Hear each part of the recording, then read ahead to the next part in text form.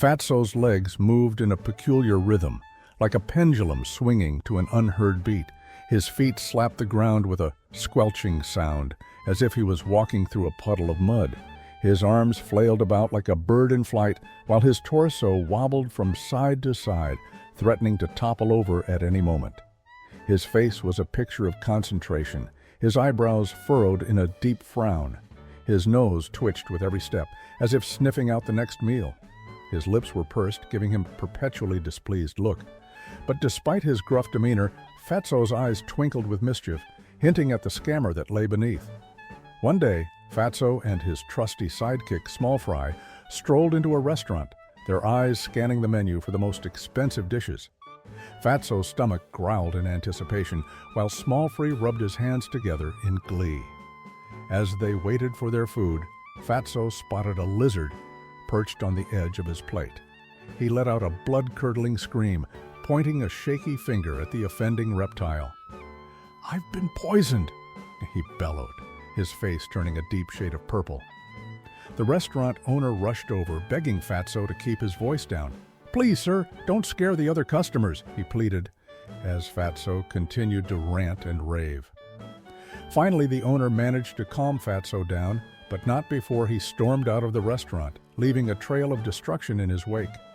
The owner breathed a sigh of relief, but not before Fatso turned back and shouted, "And don't think I'm paying for that meal." Undeterred, Fatso donned a pastor's robe and hit the restaurants, preaching about repentance and the importance of giving to the poor. After a stirring sermon, a customer suggested, "Pastor, you look like you could use a meal." The crowd agreed, and soon Fatso was devouring egusi soup, his eyes closed in rapture. 3 people paid for his meal, and he even received offerings. Fatso beamed with pride, his face flushed with pleasure. As he left the restaurant, he turned to Small Fry and whispered, "You know, I think I've found my true calling." Fatso's scamming spree continued unabated, with him hitting up restaurants and cafes for free meals. But his luck finally ran out when he stumbled upon 19-year-old Amina kissing her boyfriend in a quiet alleyway. Fatso's scamming spree continued unabated, with him hitting up restaurants and cafes for free meals.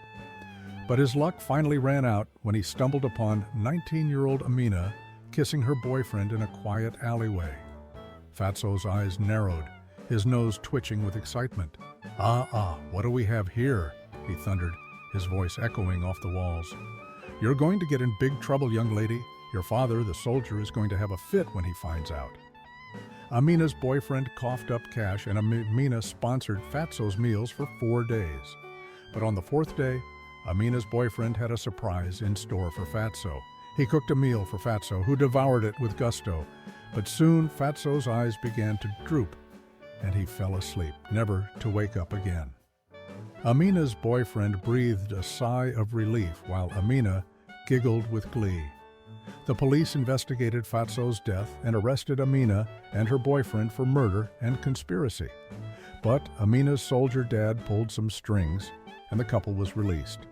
They got married, and the reception featured a giant cake with a lizard on top, a nod to Fatso's infamous lizard incident. As for Fatso, his massive burial poster became the talk of the town. Over 100 women, whom Fatso owed money, attended the funeral wearing matching uniforms. They even used the occasion as an excuse to have a giant wedding party. Fatso's funeral procession wound its way through the streets, with the women dancing and singing behind the coffin.